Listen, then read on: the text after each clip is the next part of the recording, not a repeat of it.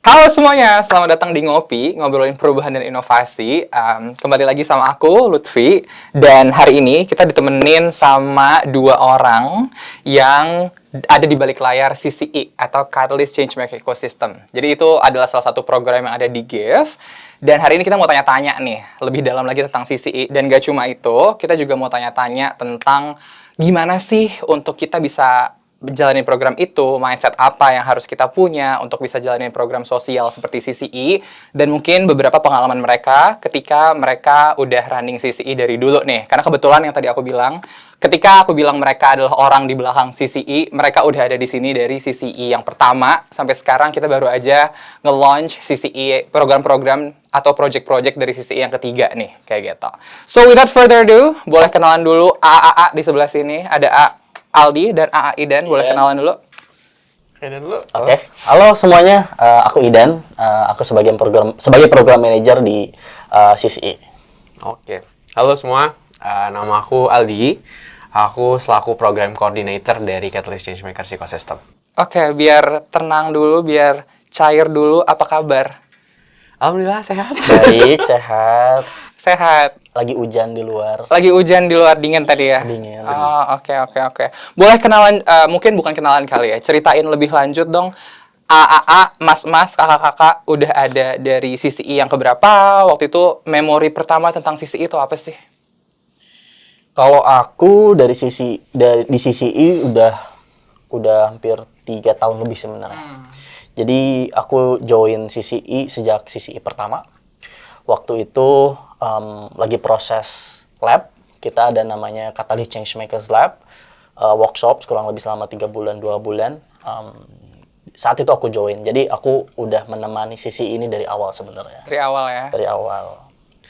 Kalau aku sih kayaknya agak lebih lambat ya joinnya. Jadi aku waktu itu join di bulan Februari tahun 2023. Terus kita udah masuk ke sesi implementasi projectnya yang di Lampung, Makassar, sama Semarang waktu itu. Dan akhirnya berkesempatan untuk nemenin dari fase ketika mereka udah punya hal yang bisa ditampilkan lah. Jadi kita ngeramu bareng-bareng cara nge-showcase-nya gimana, cara nge-improve-nya gimana gitu. Oke. Berarti udah ngelihat perubahan atau mungkin perkembangan kali ya kalau aku bisa bilang dari CCE 1, 2, 3. Sebelum ke situ mungkin biar teman-teman juga lebih ngerti konteksnya dari CCE, boleh dijelasin nggak sih secara singkat mungkin 1-2 kalimat CCE itu apa sih, dan menurut kalian pribadi yang udah ngejalanin CCE itu apa sih buat kalian gitu? Kalau secara bahasa profesionalnya sebenarnya gitu ya, CCE itu merupakan sebuah program sebenarnya. Program yang fokus untuk nge-support changemakers. Changemakers itu siapa? Startups, non-profit, dan teman-teman organisasi di lapangan. Yang mana mereka itu punya inovasi sebenarnya.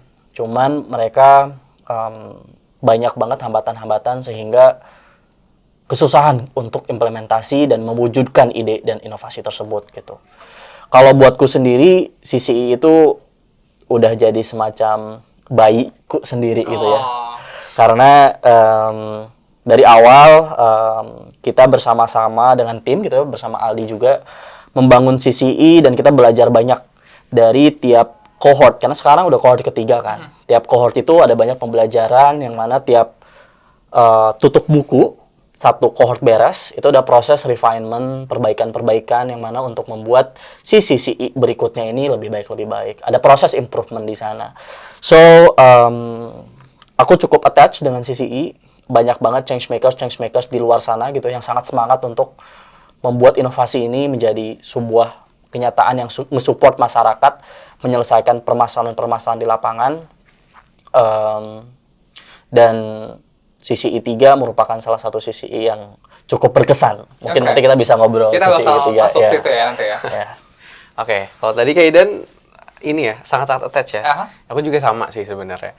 Karena waktu itu join di fase udah implementasi projectnya, tiba-tiba harus nyebur nih, banyak banget knowledge yang harus dikejar. Jadi aku anggap sesi itu kayak semacam teman dan guru sebenarnya. Karena di situ aku bisa kenal banyak orang, kenal banyak stakeholder, bisa belajar banyak hal juga. Karena menurutku sendiri, sesi itu lebih ke sebagai penghubung dan enabler. Gimana maksudnya? Jadi tadi benar kata Kak Idan, banyak banget aktor di Indonesia ini, mulai dari grassroots, komunitas lokal, terus para inovator-inovator gitu kan, para pemberdaya-pemberdaya pun sampai ke pihak pemerintahan dan akademisi gitu kan. Mereka semua tuh sebenarnya punya inovasi mereka sendiri, punya harapan sendiri, misi sendiri, keinginan, kebutuhan, masalah banyak banget yang bisa kita eksplor, dan akhirnya di sini mereka dipertemukan. Dan akhirnya kita di sini bareng-bareng sama mereka belajar menemukan apa sih cara yang paling tepat untuk menyelesaikan masalah yang ada sembari meningkatkan potensi yang mereka sudah miliki dari awal. Jadi menurutku seperti itu. Kayak gitu. Kalau aku boleh nambahin, boleh nggak sih nambahin? Boleh.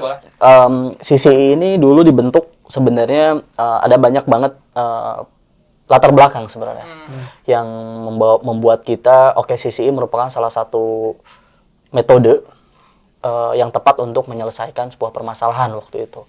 Salah satu masalah yang kita temukan dan ingin kita solve melalui CCI adalah ketidakcocokan antara inovasi dan masalah yang ada di masyarakat atau di lapangan. Kita melihat waktu itu banyak banget inovator-inovator. Waktu itu Indonesia lagi booming startups ya, waktu itu tuh ya. 2000 Dan berapa tuh berarti ya? ya mungkin kita pembelajarannya sebenarnya mungkin bisa jadi dari 2015 sampai 2020. Tapi in practice kita mulai dari tahun 2021. Dan waktu itu kita melihat banyak banget inovator-inovator yang kesusahan gitu ya untuk beneran menyocokkan antara inovasi dan permasalahan yang ada di lapangan. Salah satu yang kita identifikasi adalah kurangnya penghubung tadi yang kata Aldi, penghubung antara si masalah ini dan inovasinya, sehingga inovasinya ketika mereka diuji coba nggak cocok, ketika masuk operation nggak cocok, marketnya nggak ada, demandnya nggak ada, dan lain-lain. Itu salah satunya. Terus yang kedua, banyak juga sebenarnya organisasi-organisasi lokal yang di luar sana gitu ya, tidak ter-approach atau tidak ter-expose dengan capacity building atau apa itu namanya, kegiatan-kegiatan yang fokus untuk memberdayakan mereka, sehingga mereka kesusahan nih ketika pengen misalkan mencari dana, mencari market dan lain-lain. CCI hadir di sini untuk menyelesaikan permasalahan-permasalahan itu. Betul. Menarik. Tadi tuh kalau nggak salah Kak Idan juga bilang CCI udah kayak bayinya. Aldi bilang udah lihat juga perkembangan CCI dari 1 sampai 3 kayak gitu ya. Sebenarnya mau nanya lebih lanjut di situ sih. Jadi kalau misalnya boleh dijelasin dari point of view kalian berdua, perbedaan yang kalian lihat nih secara orang yang juga ada di GIF dari CCI 1, 2, 3, apa sih kayak gitu? Boleh dari siapa aja? Kadang mau jelasin ini dulu kali, step by step kali ya. Oke, boleh. Sebenarnya perbedaannya itu cukup holistik ya, maksudnya kita membuat CCI ini dari tiap tahun ada improvement, pembelajaran-pembelajaran yang kita petik gitu ya. Jadi aspek yang misalkan ditanya kayak misalkan apa sih perbedaannya? Perbedaannya banyak.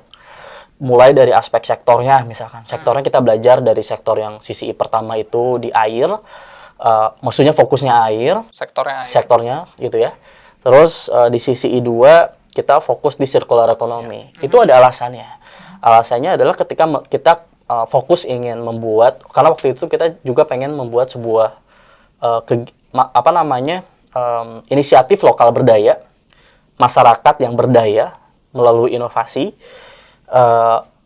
Aspek atau sektor yang dibawa oleh air ini itu tuh kurang cocok. Jadi kita melihat, ini kalau misalkan kita melihat implementasi inovasi melalui pendekatan masuknya melalui sektor air kurang cocok. Karena waktu itu dari CCI pertama itu ada waste in water, terus ada hydrometeorological disaster. Ini berarti maksudnya topik-topik dalam sektor air Sub gitu ya? airnya, betul. Subsektornya. Subsektornya. Terus yang ketiga adalah waste in water, hydrometeorological disaster, sama water access.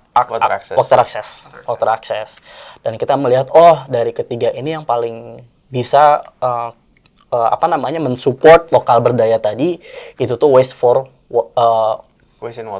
in water, which is sebenarnya kalau misalkan dirunut lebih besar lagi itu tuh bagian part of circular economy.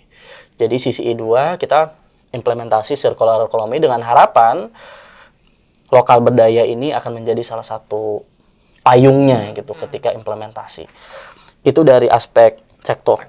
Terus dari aspek approach kita pun berbeda. kan sisi itu kan ada beberapa fase ya. Ada matchmaking, ada lab, ada innovation day, ada implementasi. Dari matchmaking sendiri kita ada perubahan tuh. Sisi pertama kita memilih 33 organisasi, 33 change makers. Saat itu kita secara paksa mengkawinkan mereka. Karena kan sisi ini approach-nya melalui konsorsium. Dengan harapan konsorsium ini bisa menjadi penghubung dalam rantai pasok sebuah inovasinya. Nah, waktu itu kita coba kawinkan si organisasi-organisasi ini agar mereka itu cocok di rantai pasoknya. Jadi misalkan aku, misalkan dalam circular economy ya, misalkan aku yang organisasi yang mengangkut sampah, Aldi yang memproses sampah, UPI misalkan yang edukasi gitu ya. Nah, waktu itu sisi pertama kita melihat nih, meng-assess setiap organisasi itu sebenarnya mereka punya expertise bidang apa. Mari kita cocokkan, mari kita kawinkan. Salah satu pembelajarannya adalah dari sisi pertama, banyak yang mereka rasa perkawinan itu terpaksa. Paham gak sih? Kayak Karena kita yang secara aktif untuk mencocokkan mereka kayak gitu ya. Bener. Mereka punya pilihan untuk bilang Enggak. iya enggak, mereka nggak punya pilihan waktu itu berarti. pada saat sisi satu. Sisi satu ya. Yes, jadi mereka secara paksa kita kawinkan secara inovasinya gitu ya. Saat itu banyak banget pembelajarannya tuh, termasuk ketika implementasi mereka kolaborasi yang dibentuk tuh dibuat secara tidak organik. Oke. Jadi mereka merasa bahwa lah kan kita udah dicocokin, harusnya teman-teman gue tuh udah punya bayangan dong kayak gimana gitu ya. Meanwhile sebenarnya yes kita punya bayangan, tapi in the end kan sebenarnya implementasi teman-teman change makers juga yang memiliki programnya gitu.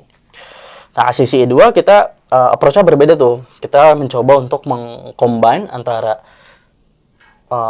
kawin paksa ini terus organik. Jadi sistemnya adalah kita membiarkan si change makers ini untuk mencari timnya, konsorsiumnya, siapa nih yang paling cocok dengan value chain mereka. Tapi tetap kita memilih tim 55. Indian akan ada tim yang terpaksa dikawinkan. Kenapa? Karena dia tidak terjadi nih kolaborasi organiknya gitu. Begitupun sisi 3 kita belajar lagi tuh. Sisi 3 kita belajar bahwa oke, ini kurang efektif juga, banyak banget learnings yang kita dapetin. In the end, kita mencoba untuk membuat matchmaking pembuatan konsorsium ini dengan fully organik.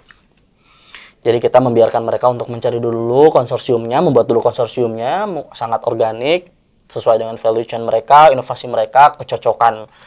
Kadang kalau kita berteman aja kan cocok-cocokan ya, antara Aldi dan aku mungkin kita nggak akan langsung klop dengan waktu 1 hari, 2 hari gitu ya. Proses matchmaking ini memberikan waktu kepada mereka untuk yang secara organik gitu ya, memberikan waktu kepada mereka untuk saling chemistry-nya dapat, bonding-nya dapat dan lain-lain. Sehingga dengan harapan ketika di lab mereka dapat lebih mingle dan inovasinya pun beneran klop gitu, bukan dipaksakan. Iya, betul. Sorry kepanjangan. It's okay. Mungkin nambahin kali Boleh, ya. boleh. Jadi sebenarnya intinya dari sisi 1 sampai sisi 3 kita tuh terus belajar untuk kita stay true ke yang tadi udah disampaikan di awal.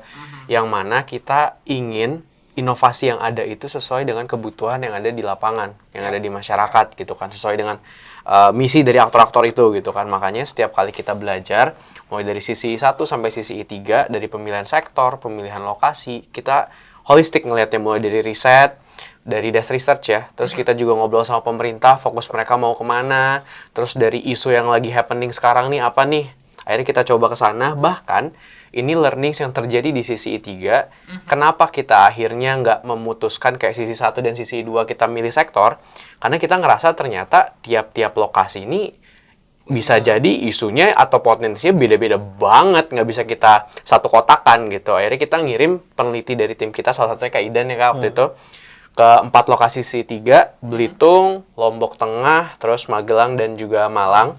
Mereka research tuh di sana, di lapangan langsung ngobrol sama masyarakat, kebutuhannya apa, potensinya apa. Baru dari situ kita tentuin permasalahannya apa aja nih yang bisa kita petik dari sana, kita sajikan ke para inovator tadi atau change makers kita sebutnya, dan nanti bisa dicocokkan. Nah, hal lain juga yang kita lakukan berbeda dari sisi 1 sampai sisi 3 itu dari segi implementasi di lapangannya. Kenapa bisa dibilang beda? Karena dari sisi 1 dan sisi 2, kita belajar kalau ternyata proses implementasi ini nggak bisa tiba-tiba serta-merta langsung kita laksanakan bareng masyarakat. Tapi kita butuh proses yang namanya building trust dulu. Kita perlu ngobrol sama mereka sebenarnya mereka tuh sanggup atau enggak kalau kita bawain inovasi ini. Atau justru mereka udah punya local wisdom yang ada di sana, ya kan? Nah, akhirnya kita belajar di situ. Dan terbaru, di sisi I3, kita laksanakan yang namanya agenda pra-implementasi. Riset pra-implementasi. Nah, mereka itu di sana, tim change makers-nya ini, yang udah kita kasih pendanaan, itu datang, ngobrol langsung sama masyarakat, bareng local champion di sana, kira-kira apa sih yang mungkin dan nggak mungkin dilakukan, kira-kira dari segi aset-aset yang ada, entah itu aset sosial, aset SDM, SDA, infrastruktur, dan juga finansial di sana, apa sih yang bisa dimanfaatkan, biar nantinya si project ini kita bisa pastikan cocok dengan permasalahan lokal di lapangan, dan secara implementasinya pun efektif dan efisien dalam mencapai targetnya. Itu sih tambahan dariku. Mungkin satu hal yang menarik kalau dari aku ya, walaupun dari sisi I1, dari pertama kali kita mulai sisi itu udah ada mindset di mana kayak, oh ketika kita mau bikin satu project atau satu program, kita pengen banget program ini tuh bisa cocok di masyarakat kayak gitu. Makanya kita harus mungkin menginvolve mereka gitu ya, ketika kita lagi mau ngelakuin program, projectnya, kemudian project dijalankan, sampai mungkin nanti selesai kayak gitu.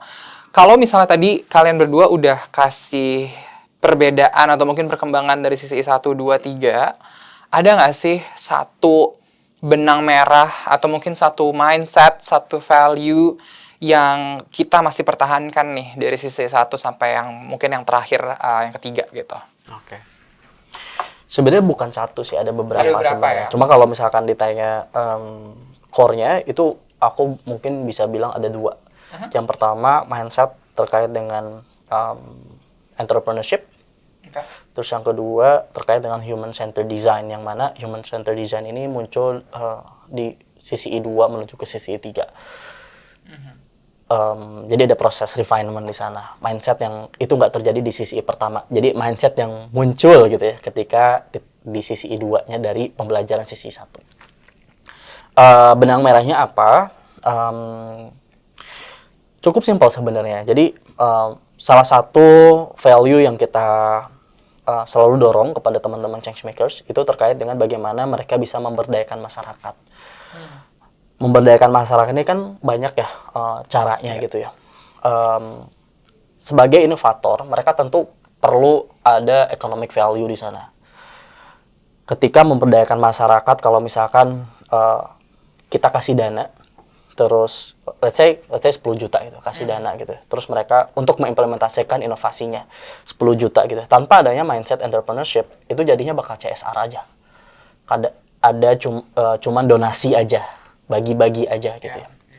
Yang kita dorong dari sisi I ini adalah bagaimana mereka bisa membuat inovasi yang mereka implementasikan itu sustainable melalui proses scaling up, proses refinement, iteration, dan lain-lain. Jadi ketika mereka masuk lab, terlepas mereka non-profit maupun profit gitu, startup maupun NGO, mindset terkait dengan entrepreneurship ini itu selalu kita tanamkan gitu di lab, di workshop yang kita lakukan gitu. Salah satu beberapa workshop yang kita berikan itu misalkan ada pembuatan sustainable business model canvas, terus financial projection, terus theory of change, dan lain-lain. Jadi dengan harapan termasuk si entrepreneurship itu sendiri ya, how they can use the entrepreneurship gitu ya untuk membuat inovasi ini sustainable dan scalable gitu. Okay. Itu yang pertama. Terus yang kedua, boleh nambahin sedikit kayak yang tadi ya? Boleh. Karena mungkin, correct me if I'm wrong, karena mungkin harapannya juga dari project ini ketika udah selesai nih 1 tahun kita involve dari give secara aktif kepada projectnya, mereka tetap bisa jalan gitu kan ya Betul, sebenarnya. betul. Kenapa kita masih kenapa kita memberikan tadi sustainable mindset dan segala macam, Betul. financial education dan segala macam. Oke, boleh lanjutkan poin kedua. Poin kedua adalah terkait dengan human centered design. Human centered design ini maksudnya apa? Sebenarnya relate dengan apa yang tadi aku bilang, konteks lapangan, problemnya ada di lapangan itu harus jadi reason kenapa mereka harus implementasi. Bukan kayak sok-sokan gue punya inovasi habis itu gue bukan main implementasi. Tapi emang di lapangan itu ada masalah melalui melalui pendekatan manusia sebagai core-nya, kita akan memahami nih sebenarnya masalah yang akan diselesaikan itu ada aspek manusia yang terlibat. Jadi bagaimana nanti si change makers itu bisa involve masyarakat, sebenarnya masyarakat itu punya pain point apa, terus masyarakat itu sebenarnya misalkan punya opportunity apa, aset apa, itu tuh beneran dipikirkan selama di lab dan selama di sisi ini. Dan kita nggak melihat masyarakat yang akan menerima program ini tuh sebagai beneficiaries, tapi sebagai salah satu aktor utama yang mana dengan human centered design, konsep human centered design ini, kalau mereka dijadiin salah satu aktor utama, suara mereka itu didengar sekali.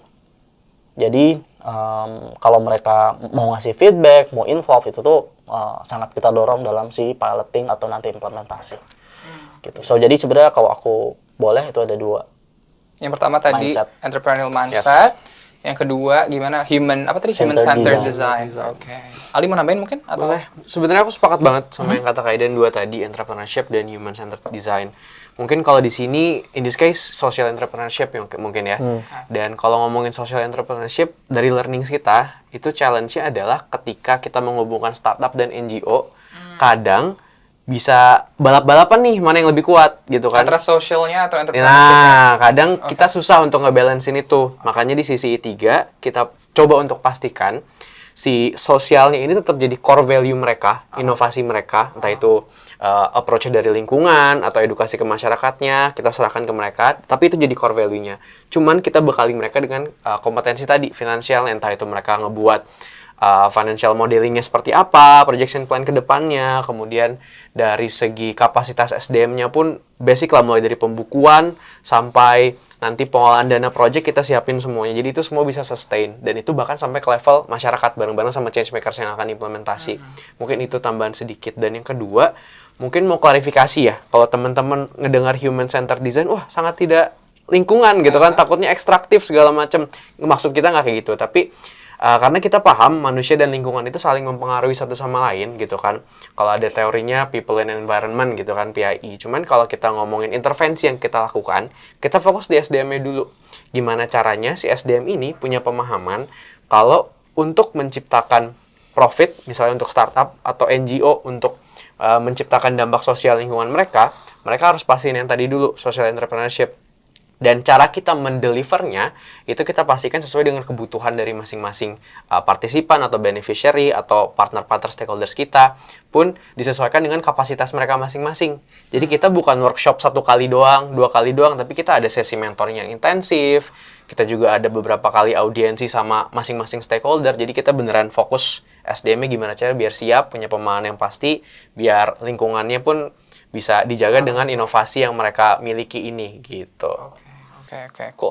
Jadi kalau misalnya aku tadi bisa sum up, lagi-lagi ya, ada 2 poin utama. Yang pertama adalah mungkin lebih tepatnya social entrepreneurship mindset. Yang kedua, human-centered design. Solution jadi bisa dibuat berdasarkan itu, kayak gitu ya.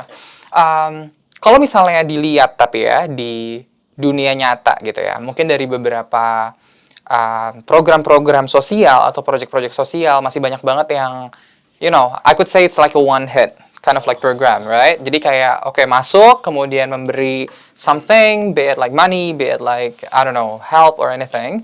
Tapi kemudian abis itu udah kayak gitu. It must be easier, karena mungkin effort yang dikeluarkan juga lebih sedikit kayak gitu. Tapi, apa sih nih pro cons-nya nih dari mungkin tadi ngejalanin program dengan values atau mindset yang udah set, yang udah saklek kalau aku bisa bilang, dibandingkan yang tadi yang one hit kind of like program atau project, pro konnya apa nih? Ini mungkin nggak usah dari pengalaman juga nggak apa-apa ya, tapi kalau misalnya dari personal views kalian juga boleh gitu. Jadi terserah siapa dulu. Dulu deh. Dulu. Oke. Oke, jadi pro consnya kalau menurutku sih yang tadi ya, between one hit tadi, one off project dan juga yang sustainable project gitu kan. Yang pertama, kalau kita mau melaksanakan sustainable tadi, untuk consnya yang pasti effort yang diberikan harus banyak banget dibandingkan dengan yang one off tadi. Mulai dari segi resources uang, resources tenaga, waktu, pemikiran, sampai resources lain yang logistik gitu sifatnya. Itu banyak banget dibandingkan yang one off. Terus yang kedua dari segi cons-nya, kita cons dulu ya, yang jelek-jeleknya dulu gitu ya. Itu dari cara kita menggait masyarakat itu resikonya tinggi banget. Bisa jadi kita menimbulkan konflik di masyarakat, ada konflik of interest di sana, atau bisa jadi kita dilihat sebagai orang asing yang so tahu dan lain sebagainya. Nah, itu beberapa cons yang mungkin aku sum up segitu mungkin ya, tapi banyak banget yang lain. Mungkin pro-nya yang utama, yang pertama ketika kita ngomongin company atau startup atau NGO yang pengen ngeklaim dampaknya dan lain-lain, kalau kalian projectnya sustainable and you manage to make it sustainable, itu kalian bisa klaim dampaknya seterus dan jangka panjang gitu kan. Dan itu bisa dipastikan memberikan dampak yang berkelanjutan yang melibatkan masyarakat juga gitu kalau dari segi dampak. Terus dari segi masyarakat pun ketika kita membuat proyeknya yang sustainable tadi, mindset yang diterapkan itu bukan kita membantu masyarakat dari one sided gitu, enggak, tapi kita kalau istilahnya dari pekerja sosial itu help people to help themselves. Jadi istilahnya kita membantu mereka untuk membantu diri sendiri basically dengan intervensi yang kita lakukan, dan itu ketika ownership udah dapat akan bisa banyak multiplier effect. Contohnya kalau kita ngomongin dari pertanian doang nih, ketika masyarakat kita ajarin cara regenerative agriculture gitu kan, cara manage si pertaniannya gimana biar grow ke depannya, ketika masyarakat itu anggap kita train 5 dari satu demo plot gitu kan, ternyata 3 orang memutuskan buat pertanian mereka sendiri, pertanian itu bisa mempekerjakan orang lain, bisa pokoknya banyak multiplier effect yang bisa terjadi di situ. Jadi dan itu akan terus berlanjut. Mungkin itu beberapa hal yang bisa aku highlight sih. Thank you. Idan mungkin? Sebenarnya untuk Procon sudah di cover Aldi semua ya sebenarnya. Jadi mungkin aku kasih gambaran personal aja kali ya. Jadi kalau aku lihat sebenarnya one off sama yang approach-nya ini lebih ke yang long lasting gitu ya. Kita harus paham bahwa di masyarakat untuk merubah sebuah behavior itu tuh nggak bisa satu event, nggak bisa satu one off. Maksudnya dalam jangka waktu yang sangat pendek gitu ya. Kita belajar bahkan sebenarnya kalau ingin merubah perilaku masyarakat itu at least 3 sampai 5 tahun, dan itu harus intensif dalam artian harus ada monitoring dan lain-lain. Dari sini kita bisa tarik tuh sebenarnya benefit buat kita gitu ya, yang ingin membuat sebuah perubahan di masyarakat. Itu tentu yang long last ini approach yang paling oke gitu. Dalam artian di sini kita bisa beneran nih membuat perubahan yang kita harapkan.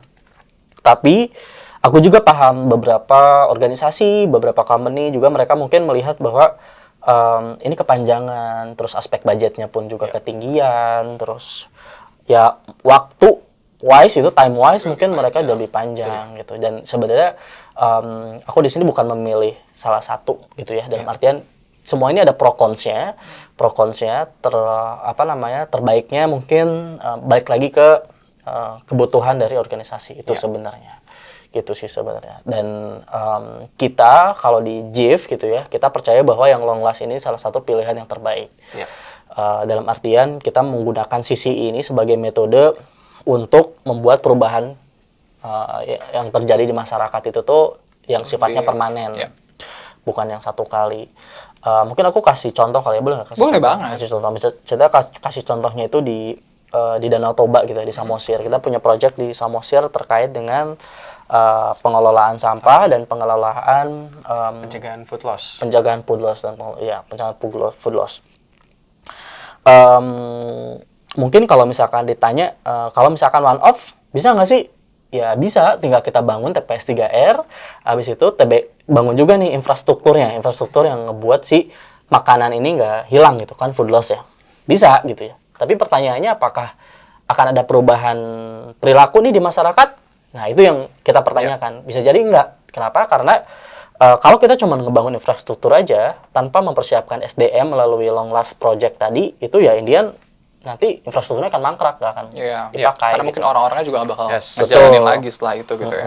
Gitu. Nah, yang kita lakukan di Samosir ini adalah mempersiapkan change makers ini, membekali mereka agar mereka ini memiliki skill dan tools untuk membuat perubahan ini terjadi gitu. Melalui metode-metode lah, termasuk capacity building, ada sosialisasi, terus membuat training dan tools dan lain-lain. Yang kita dampingi kurang lebih setahun setengah gitu dengan mereka gitu. Hasilnya apa? Hasilnya ternyata cukup menarik. Dengan awalnya mereka hanya mengidentifikasi, oh ini ada masalah sampah, oh ini ada masalah makanan yang food loss tadi gitu ya. Dan mereka cuman kayak kira-kira apa sih yang bisa dilakukan, cuman gitu aja. Tapi sekarang mereka udah mulai melihat nih, pertama ada perubahan perilaku masyarakatnya, jadi lebih aware terkait dengan sampah, terus mereka juga ikutan pengelolaan sampahnya, sampah di lingkungannya jadi makin bersih. Terus di satu sisi mereka juga melihat nih potensi-potensi dan inovasi apa yang bisa dibangun gitu dari si program ini gitu. Dan ownership-nya itu yang muncul sebenarnya dari long last ini gitu. Oke. We've talked enough about CCE dan mindset dan segala macam. Tadi mungkin udah ada juga cerita sedikit ya dari CCE di Toba. Mungkin aku mau refresher sedikit. CCE 1 tuh ada di 3 kota, betul? Lampung, Makassar, Semarang. CCE 2 ada di Bali, Samosir, sama Labuan Bajo. Betul. Sisi 3 ada di 4 kota. Adalah di Magelang, Malang, Lombok, dan Belitung. Kayak gitu. Dan kebetulan karena kalian udah join dari sisi 1, udah jalan-jalan ke tempat-tempat tersebut. Sudah. Selama 3 tahun ke belakang ini. Kulineran juga udah enak banget ya sebenarnya. Oke. Ada nggak sih satu cerita personal ketika kalian datang ke tempatnya, karena beberapa kali juga kan ya, nggak cuma satu kali ya. Mungkin ada yang datang ketika kick off, maksudnya ketika launching programnya, kemudian ketika monitoring, udah ngelihat nih programnya berjalan kayak gimana, kayak gitu ya.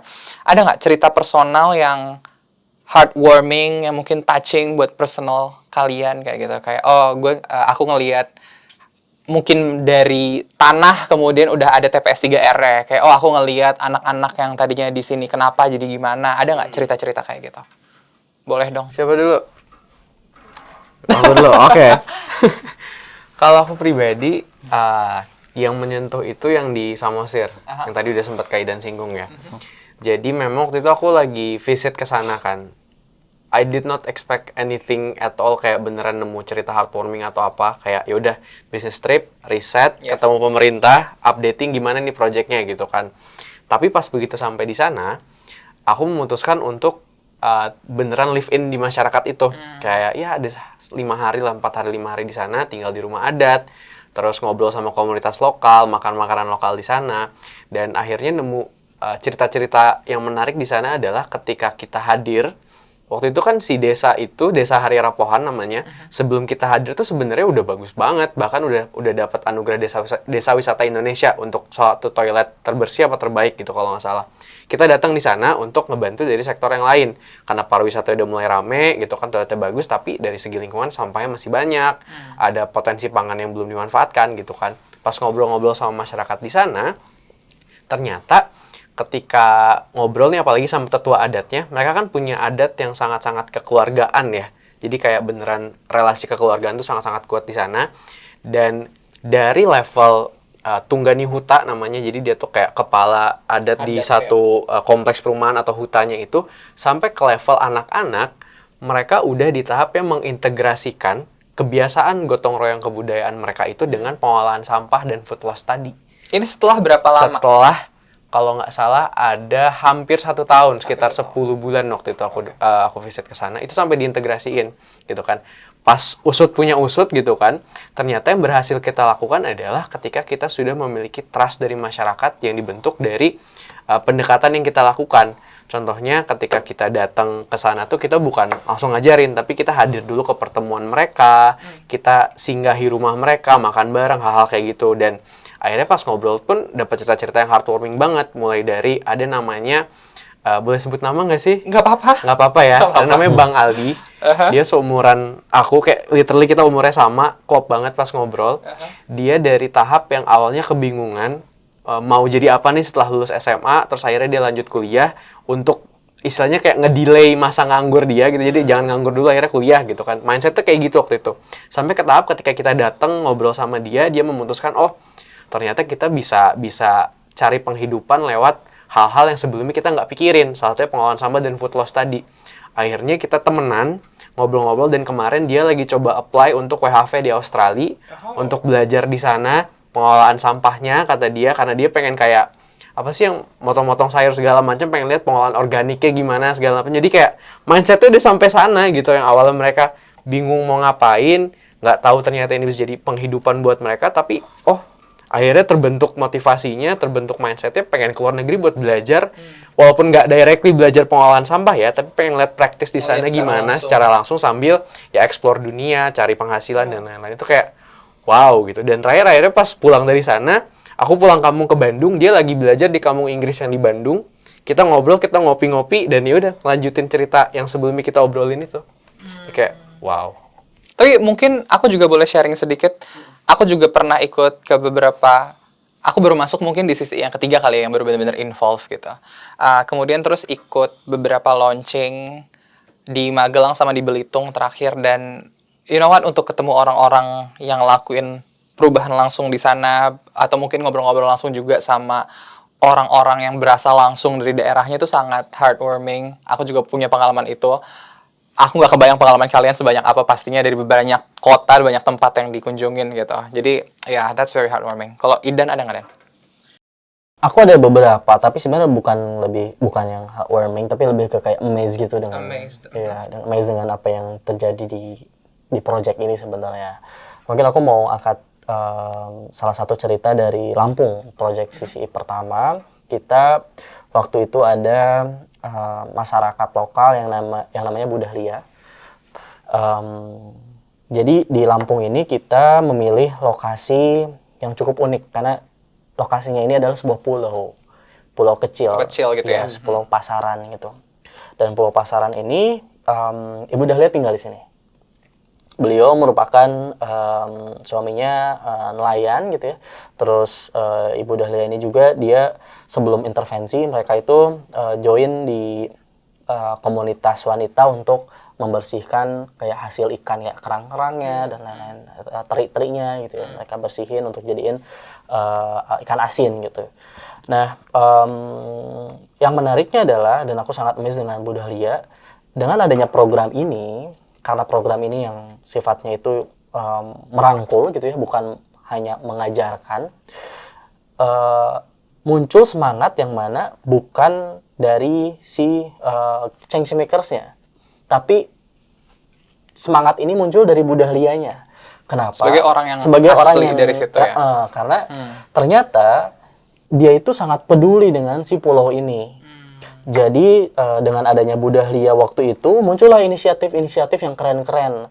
Misalkan ada pengolahan pembuatan upcycling sampah, misalkan sampah yang awalnya sasetan gitu ya, jadi sebuah tas yang berharga gitu ya. Terus ada juga yang produk-produk upcycling gitu ya dari sampah. Dan dia juga yang initiate sebuah komunitas baru yang namanya Kartini Pasaran. Yes, kumpulan ibu-ibu di sana yang sama-sama saling mengingatkan satu sama yang lain untuk mengelola dan ya ada perubahan perilaku masyarakat, khususnya ibu-ibu, agar mereka tuh lebih aware terkait dengan sampah dan lingkungan. Hasilnya apa? Hasilnya alhamdulillah dengan waktu yang sangat singkat gitu ya, masyarakat aware dengan bahwa sampah ini harus dibereskan, dan mereka pun ada perubahan perilaku gitu, dan ya bersih gitu si pulaunya itu. Ya terlepas dari mungkin ada hal-hal yang misalkan eksternal gitu ya, misalkan si sampah kiriman dan lain-lain. Di luar kontrol lah. Betul, di luar kontrol gitu. Dan aku lihat semangat inilah yang bahkan bukan muncul dari si change makers sendiri, tapi yang membuat saya, wah ternyata sebenarnya tanpa adanya semangat dari change makers, ibu yang tadinya maksudnya tidak undercover gitu ya, nggak terjangkau sama kita. Ternyata kalau misalkan kita ajak ngobrol, ajak diskusi, banyak banget sebenarnya hal-hal yang ingin mereka lakukan, cuman nggak Karena punya, mungkin ya mereka punya semangatnya tapi sangat banyak keterbatasan. Banyak keterbatasan. Gitu. Oke. Mungkin Itu sih sebenarnya. nambahin dikit kali ya, mau Bu Dahlia ataupun tadi Bang Aldi, terus ada juga kita nama-nama lain gitu kan dari kota-kota lain banyak banget.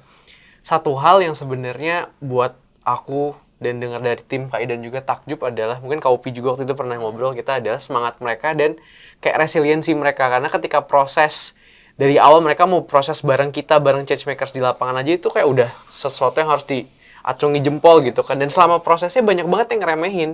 Apalagi kalau ngomongin intervensinya, mereka ngelola sampah, apalagi hal-hal yang kayak sebelumnya di masyarakat itu dianggap kayak ini buat apa sih gitu kan, diomongin sama tetangganya, terus mereka harus ngerelain waktu yang harusnya bisa dapat penghasilan yang udah pasti gitu kan, tapi dialokasiin buat project ini. Jadi kayak banyak banget struggle di awal yang ternyata mereka mampu loh buat ngelewatin itu. Ternyata kita mungkin di posisi mereka belum tentu loh bisa kayak survive gitu kan.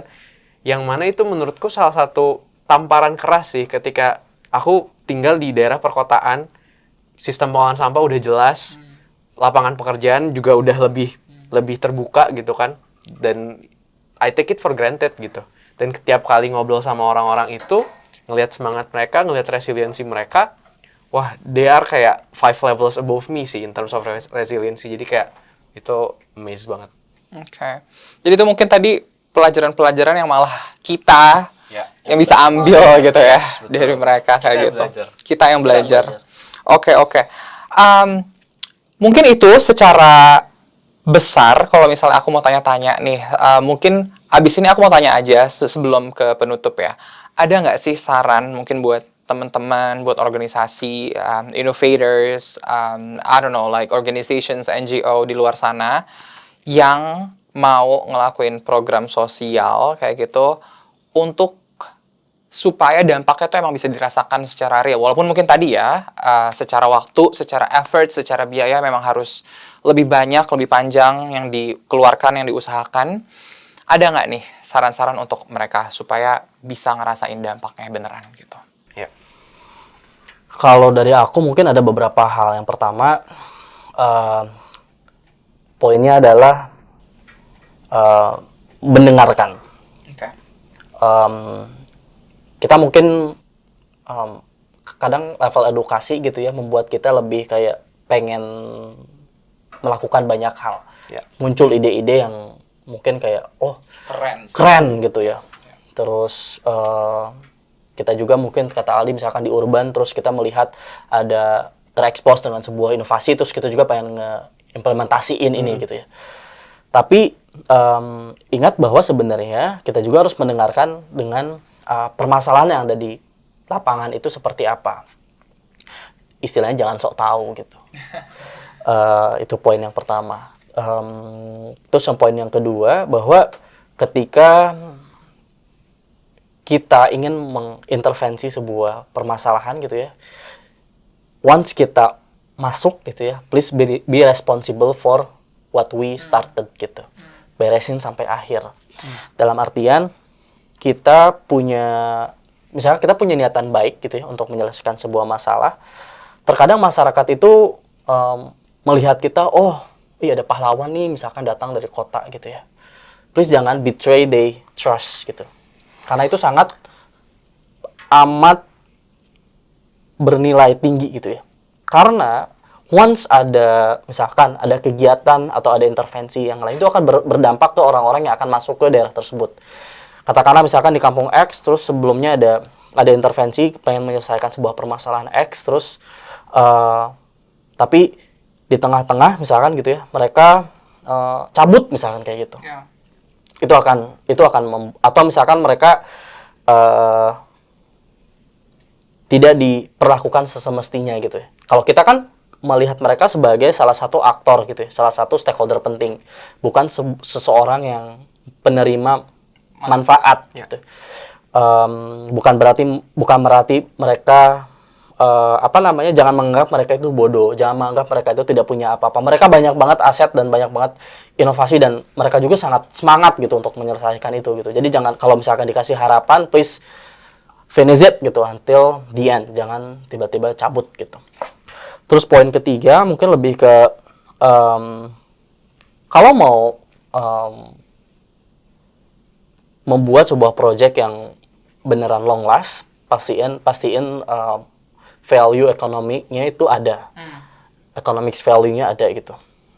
Karena in the end, ya kalau misalkan aku Bill Gates mungkin ya aku punya uang unlimited gitu ya yang bisa aku keluarkan Masih tiap terus bulan ya. gitu. Tapi in the end kita kan butuh resources yang mana itu kan terbatas gitu. Jadi kalau misalkan pengen membuat sebuah inovasi atau solusi, please be mindful about the aspek ekonomik gitu. Makanya pastiin inovasinya itu ada business model yang clear, revenue stream-nya gimana, dan lain-lain. Gitu sih. 3 poin itu dulu. Oke. Kalau tadi sebenarnya kayaknya udah cover banyak banget ya. Mungkin aku mau nambahin lebih ke organisasi-organisasi mungkin yang sekarang lagi kebingungan, atau orang-orang individu yang pengen berdampak tapi bingung gimana caranya. I feel you. Kayak kita akan ada banyak ketakutan di kepala kita, ya kan? Takut ini, takut itu, takut nggak cocok, takut nggak ada yang mau duitin gitu kan, takut nggak diterima masyarakat, takut jelek inovasinya. Saranku adalah take that first step, atau at least take small steps. Jadi kayak nggak usah satu langkah besar, tapi langkah-langkah kecil pun nggak apa-apa. Karena itu yang menentukan kita bisa berdampak atau enggak. Apakah itu akan stay di pikiran kita, atau itu bisa kita beneran salurkan ke masyarakat. Karena sejujurnya, potensi-potensi, peluang-peluang itu banyak banget di Indonesia ini yang bisa kita tap in, yang bisa kita manfaatkan. Dan aku yakin teman-teman semua, entah itu yang sekarang masih sekolah, sekarang lagi kerjaan mau pivot ke dunia dampak, atau organisasi-organisasi yang baru mulai, atau di daerah-daerah yang sekarang lagi kesulitan network, funding, segala macam, take the step to do research, to do networking, karena aku yakin inovasi kalian itu bagus banget, bisa banget diaplikasikan dimanapun, dan please take the step. Wow. Oke. That was cool. That was inspiring. Motivator. Motivasi yang sangat keren. Oke. Jadi, tadi kita udah ngomongin beberapa hal ya dari obrolan kita hari ini. Yang pertama adalah tentang CCE itu sendiri, pengalaman kalian ketika kalian juga join di CCE dari sisi yang pertama sampai yang ketiga. Kemudian mindset nih yang GIF juga milikin ketika kita ngejalanin CCE. Ada beberapa ya tadi ya, ada 2 garis besar. Yang pertama adalah social entrepreneurial mindset, dan yang kedua adalah human centered design. Gimana caranya ketika kita ngeset atau ngebikin solusi itu bisa cocok dan diimplementasikan di masyarakat lah ya, kayak gitu. Nah, kemudian tadi juga yang menarik, kalau misalnya aku bisa recap lagi, adalah kita ngomongin one of project, one of program untuk impact, juga mungkin versus yang mungkin lebih sustainable, ada pro cons-nya, ada hal yang mungkin kita harus lebih banyak keluarkan, tapi juga dampaknya pasti berbeda kayak gitu. Mungkin tadi juga ada poin dari Iden, nggak ada yang salah, nggak ada yang benar di antara keduanya. Jadi choose your battle, mungkin ada hal yang harus direlakan, tapi juga ada yang harus kita lakukan pastinya. Thank you so much buat obrolan hari ini. Super insightful and super inspiring. Thank you so much. Jadi buat teman-teman, kalau misalnya mau tahu video-video menarik lainnya dari GIF, boleh kepoin lagi social media kita, khususnya kalau misalnya video panjang mungkin di YouTube. So yeah, see you around. Bye-bye. Bye-bye.